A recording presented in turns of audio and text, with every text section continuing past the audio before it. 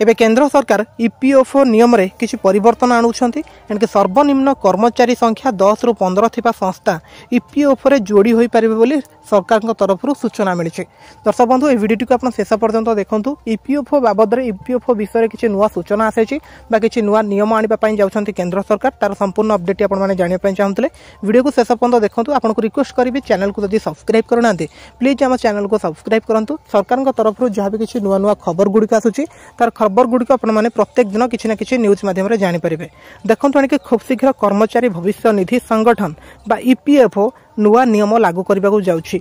घरोई क्षेत्र में एणिके कार्यरत कर्मचारी सर्वनिम्न वेतन सीमा वृद्धि करने ईपीएफओ विचार करुछि। वर्तमान यही सीमा मासिक 15,000 टंका रही बेले ताहाकू 21,000 करने को एणिके विचार करिछि ईपीएफओ।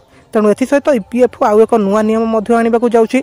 कौनसी संस्थार कर्मचारी संख्या कम थिले भी सेमाने ईपीएफओ रे शामिल होई परिबे बोली से कहिसंती।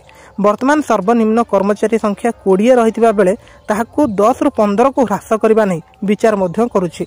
एहा कार्यकारी हेले कम कर्मचारी को नियोजित करिथिबा संस्था माने ईपीएफओ रे शामिल होई परिबे बोली से कहिसंती। तेणु शेष थर पर गत 2014 मसीह कर्मचारी सर्वनिम्न वेतन सीमार संशोधन करा जायथिला। तेणु सही समय मासिक वेतन सीमा 6,500 रु वृद्धि करा जाय 15,000 टंका होइतिला। तबे एथिरे ताहा 6,000 वृद्धि करा जाय 21,000 करा जाय पारे। एहा लागू हेले कर्मचारी माने निजर भविष्य निधि पांठी रे अधिक अर्थ जमा करि परिबे। आसंता 23 तारिख रे बसिबाकू जाउथिबा केंद्रीय ट्रस्ट बोर्ड बैठक रे एहा उपरे निष्पत्ति होई पारे। वर्तमान ईपीएफओ स्कीम रे प्रति मासरे कर्मचारी मूल वेतनर 12% राशि को उभय कर्मचारी और नियुक्तिदाता भविष्य निधि अकाउंट रे जमा करिवे। भविष्य निधि पांठी रे उन्नति आनिबा पई अंशीदार मानकर पक्षरु दिया जायतिबा प्रस्ताव उपरे केंद्र श्रम और नियोजित मंत्रालय विचार करुछि बोली राज्य सरकार तरफरु बा केंद्र सरकार तरफरु सूचना मिली।